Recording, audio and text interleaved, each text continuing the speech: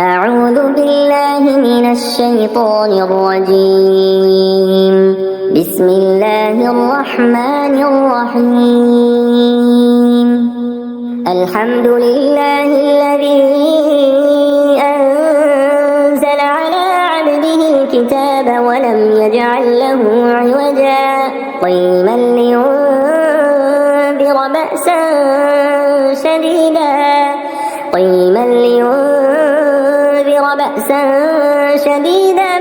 من لدنه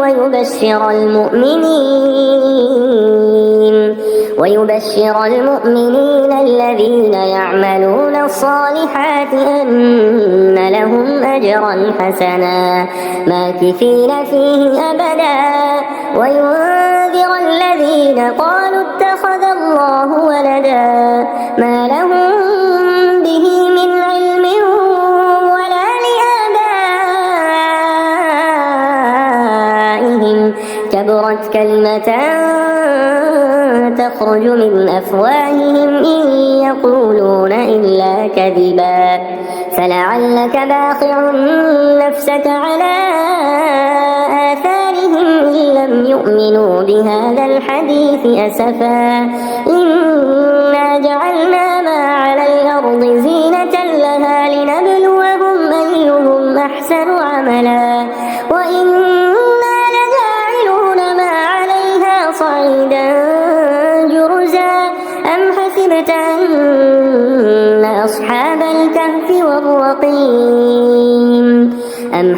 أن أصحاب الكهف والرقيم كانوا من آياتنا عجبا إذ أوى الفتية إلى الكهف فقالوا ربنا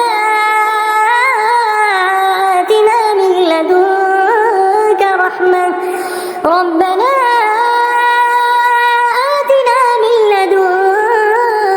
رحمة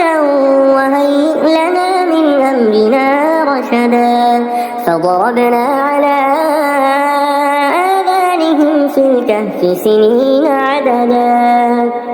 ثم بعثناهم لنعلم أي الحزبين يحصى لما لبثوا أمدا نحن نقص عليك نبأهم بالحق إنهم فتية آمنوا بربهم وزدناهم هدى وربطنا على قلوبهم إذ قاموا فقالوا ربنا رب السماوات والأرض لن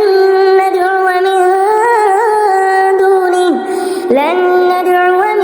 دونه إلها لقد قلنا إذا شططا هؤلاء قومنا اتخذوا من دونه آلهة لولا يأتون عليهم بسلطان بين فمن أظلم ممن افترى على الله كذبا وإذ اعتزلتموهم وما يعبدون إلا الله فأووا إلى الكهف ينشر لكم ربكم من رحمته ويهيئ لكم من أمركم مرفقا وترى الشمس إذا طلعت تزاور عن كهفهم ذات اليمين وإذا غربت تقرضهم ذات الشمال وهم في فجوة منه ذلك من آيات الله من يهد الله فهو المهتد ومن يضلل فلن تجد له وليا مرشدا وتحسبهم أيقاظا وهم رقود ونقلبهم ذات اليمين وذات الشمال وكلبهم باسط ذراعيه بالوصيد لو اطلعت عليهم لوليت منهم فرارا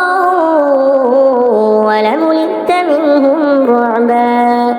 وكذلك بعثناهم ليتساءلوا بينهم قال قائل منهم كم لبثتم قالوا لبثنا يوما أو بعض يوم قالوا ربكم أعلم بما لبثتم فابعثوا أحدكم بورقكم هذه إلى المدينة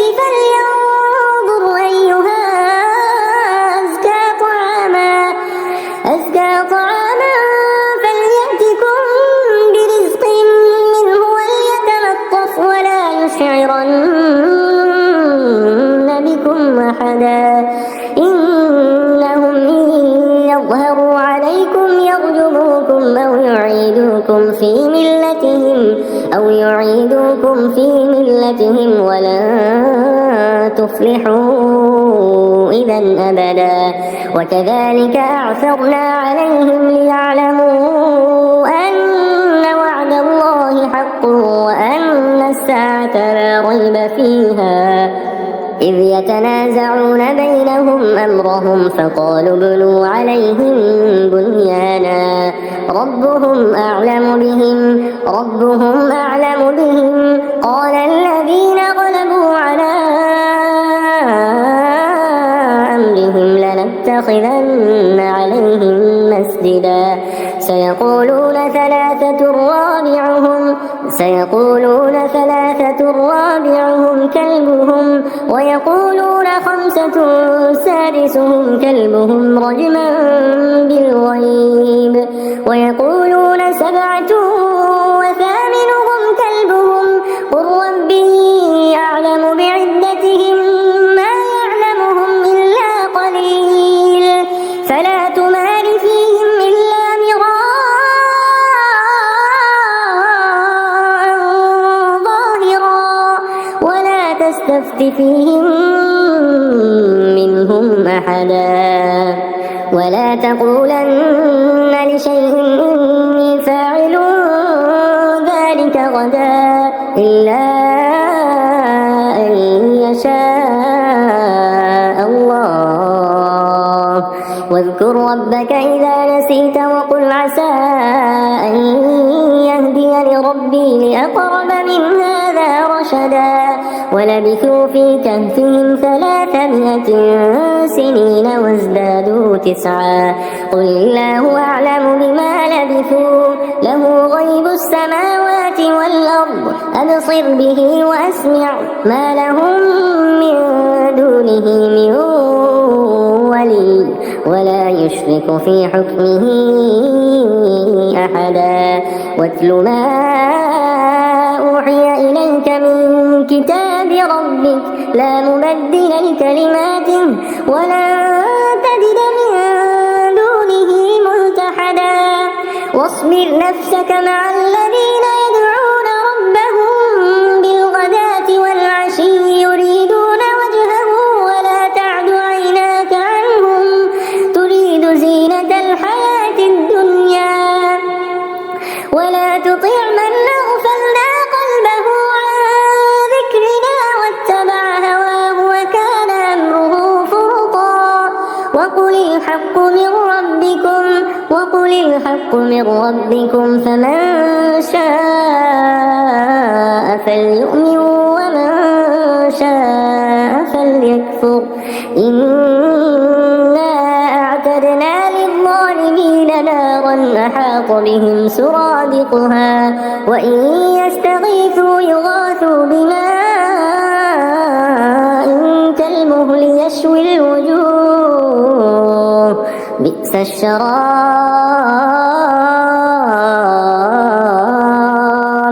وساءت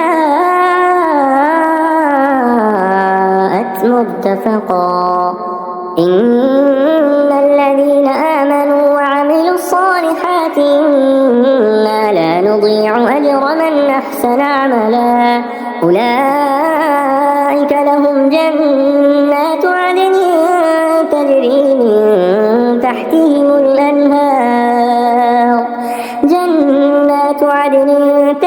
من تحتهم الأنهار يحلون فيها من أساور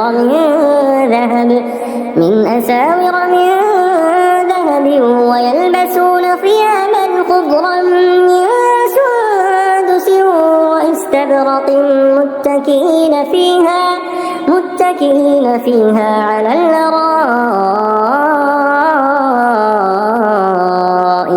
نعم الثواب وحسنت مرتفقا واضرب لهم مثلا الرجلين جعلنا لأحدهما جنتين من أعناب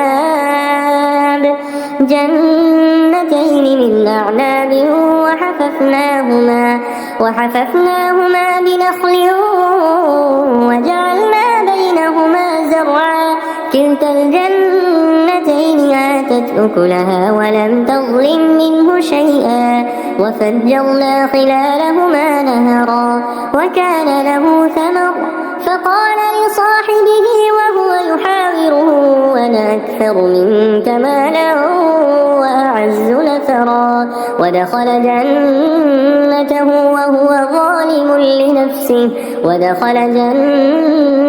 وهو ظالم لنفسه قال ما أظن أن تبيد هذه أبدا وما أظن الساعة قائمة ولئن رددت إلى ربي لأجدن خيرا منها منقلبا قال له صاحبه وهو يحاوره وكفرت بالذي خلقك من تراب ثم من نطفة ثم سواك رجلا لكن هو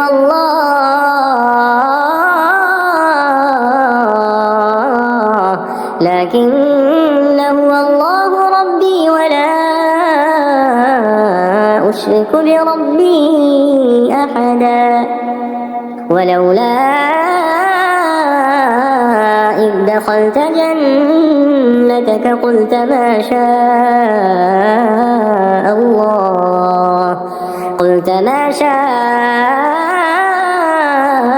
الله لا قوة إلا بالله إن ترني أنا أقل منك مالا وولدا فعسى ربي أن يؤتيني خيرا من جنتك ويرسل عليها حسبانا من السماء فتصبح صعيدا زلقا أو يصبح ماؤها غورا فلن تستطيع له طلبا وأحيط بثمره فأصبح يقلب كفيه على ما أنفق فيها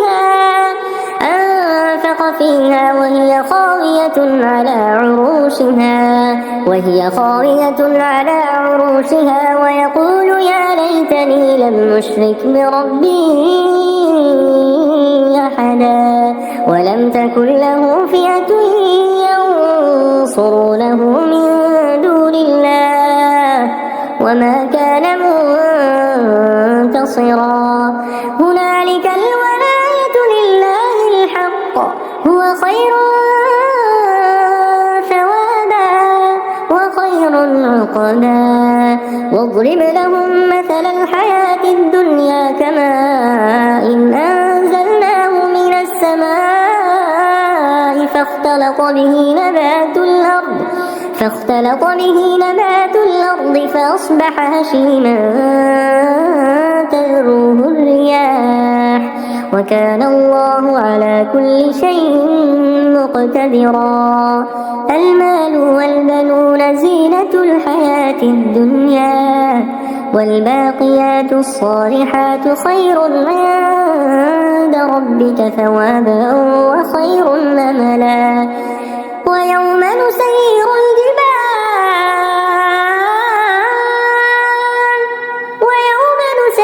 الجبال وترى الأرض بارزة وحشرناهم فلم نغادر منهم أحدا وعرضوا على ربك صفا لقد جئتمونا كما خلقناكم أول مرة بل زعمتم أن لن نجعل لكم موعدا ووضع الكتاب فترى المجرمين مشفقين مما فيه ويقولون يا ويلتنا ما لهذا الكتاب. ويقولون يا ويلتنا ما لهذا الكتاب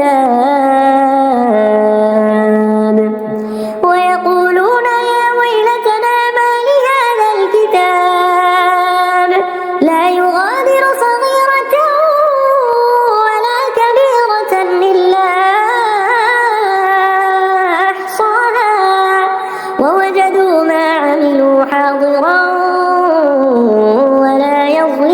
ربك أحدا وإذ قلنا للملائكة اسجدوا لآدم فسجدوا إلا إبليس كان من الجن ففسق عن أمر ربه أفتتخذونه وذريته أولياء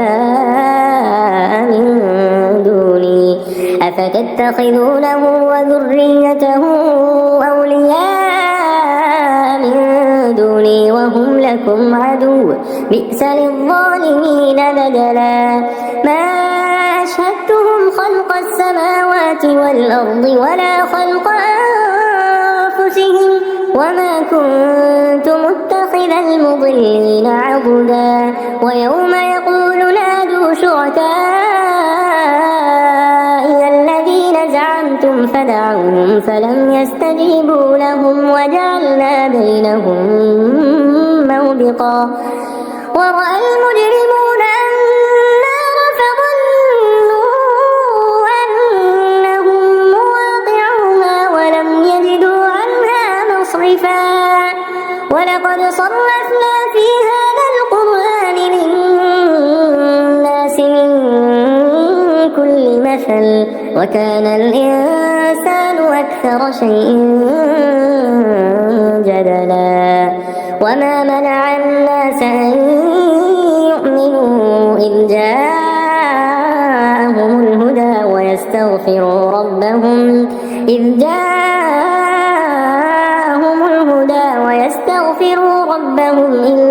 أن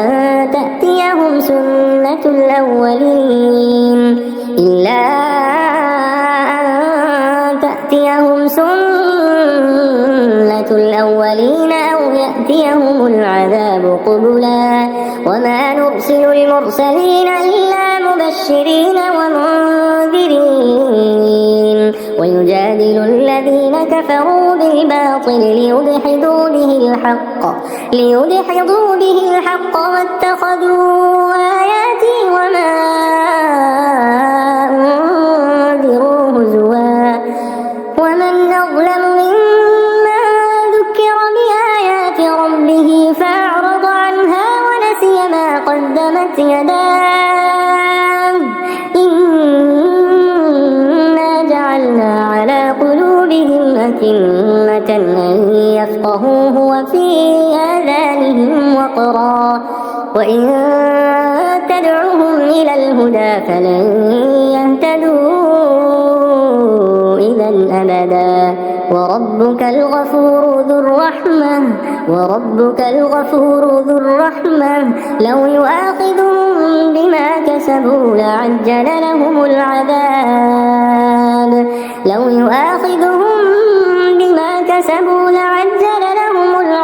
بل لهم موعد لن يجدوا من دونه موئلا وتلك القرى أهلكناهم لما ظلموا وجعلنا لمهلكهم موعدا وإذ قال موسى لفتاه لا أبرح حتى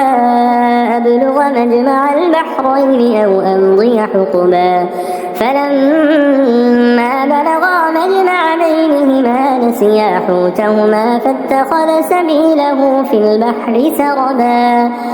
فلما جاوزا قال لفتاه آتنا غداءنا لقد لقينا من سفرنا هذا نصبا قال أرأيت إذ أوينا إلى الصخرة فإني نسيت الحوت وما أنسانيه إلا الشيطان أن أذكره واتخذ سبيله في البحر عجبا قال ذلك ما كنا نبغي فارتد على آثارهما قصصا فوجدا عبدا من عبادنا آتيناه رحمة من عندنا وعلمناه من لدنا علما سألتك على أن تعلمني مما علمت رشدا قال إنك لن تستطيع معي صبرا وكيف تصبر على ما لم تحط به خبرا قال ستجدني إن شاء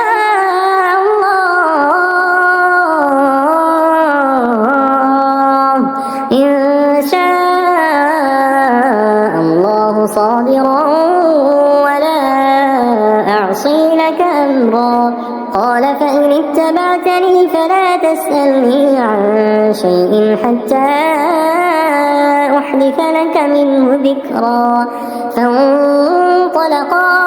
حتى إذا ركبا في السفينة خرقها قال أخرقتها لتغرق أهلها لقد جئت شيئا إمرا قال ألم أقل إنك لن تستطيع معي صبرا قال لا تؤاخذني بما نسيت ولا ترهقني من أمري عسرا فانطلقا حتى إذا لقيا غلاما فقتله قال قتلت نفسا زكية بغير نفس لقد جئت شيئا نكرا قال ألم أقل لك إنك لن تستطيع معي صبرا قال إن سألتك عن شيء بعدها فلا تصاحبني قد بلغت من لدني عذرا فانطلقا حتى إذا أتيا أهل قرية استطعما أهلها فأبوا أن يضيفوهما فوجدا فيها جدارا يريد أن ينقض فأقامه قال لو شئت لاتخذت عليه أجرا قال هذا فراق بيني وبينك سأنبئك بتأويل ما لم تستطع عليه صبرا أما السفينة فكانت لمساكين يعملون في البحر فأردت أن أعيبها وكان وراءهم ملك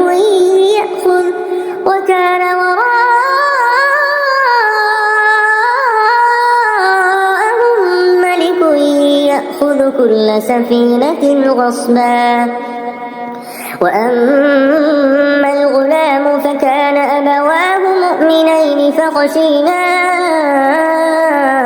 أن يرهقهما طغيانا وكفرا فأردنا أن يبدلهما ربهما خيرا منه زكاة وأقرب رحما وأما الجدار فكان لغلامين يتيمين في المدينة وكان تحته كنز لهما وكان أبوهما صالحا فأراد ربك أن يبلغا أشدهما ويستخرجا كنزهما رحمة من ربك وما فعلته عن أمري ذلك تأويل ما لم تسطع عليه صبرا ويسألونك عن ذي القرنين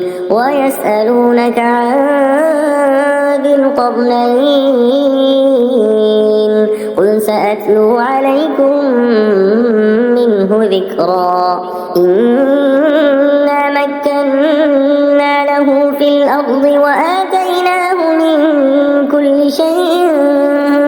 سببا فأتبع سببا حتى إذا بلغ مغرب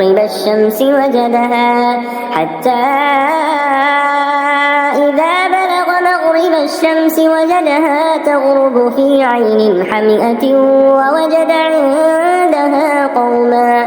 قلنا يا ذا القرنين إما أن تعذب وإما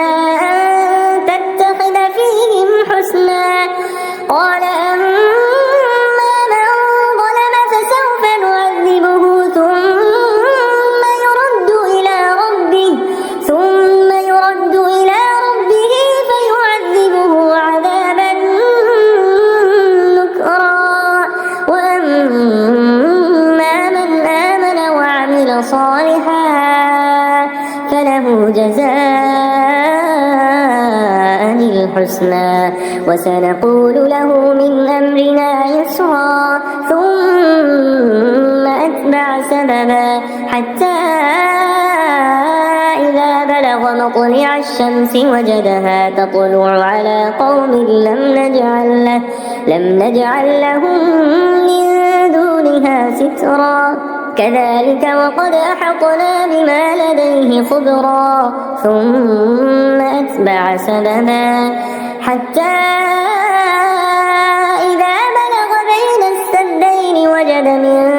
دونهما قوما لا يكادون يفقهون قولا قالوا يا ذا القرنين إن يأجوج ومأجوج مفسدون في الأرض فهل نجعل لك خرجا على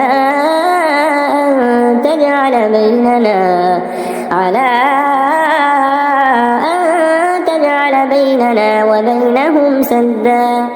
قال ما مكني فيه ربي خير فأعينوني بقوة أجعل بينكم وبينهم ردما آتوني زبر الحديد حتى إذا ساوى بين الصدفين قال انفخوا حتى إذا جعله نارا قال آتوني أفرغ عليه قطرا فما استطاعوا أن يظهروه وما استطاعوا له نقبا قال هذا رحمة من ربي فإذا جاء وعد ربي جعله دكا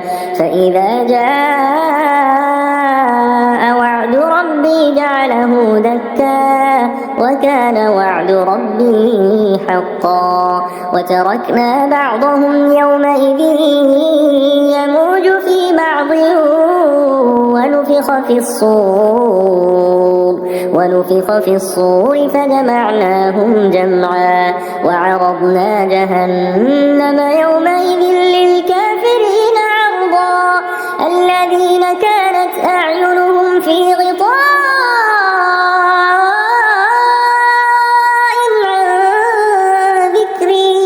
عن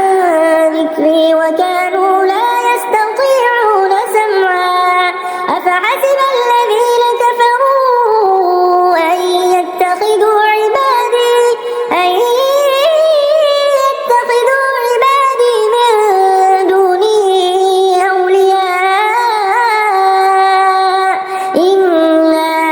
أعتدنا جهنم للكافرين نزلا قل هل ننبئكم بالأخسرين أعمالا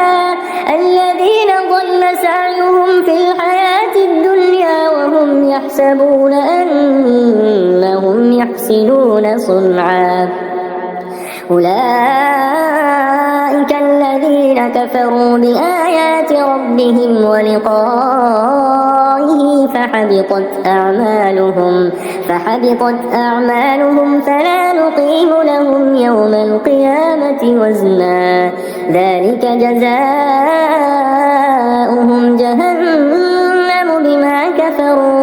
جهنم بما كفروا واتخذوا آياتي ورسلي هزوا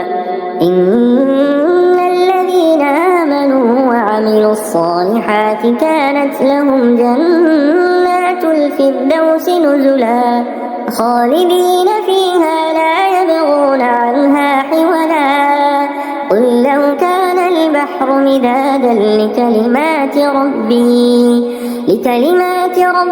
لنفد البحر قبل أن تنفد كلمات ربي ولو جئنا بمثله مددا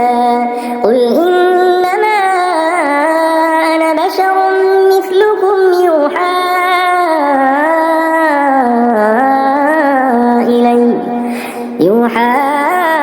إلي أنما إلهكم إلهكم إله واحد فمن كان يرجو لقاء ربه فليعمل عملا صالحا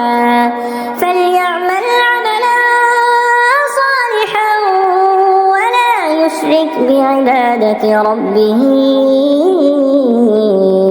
أحدا.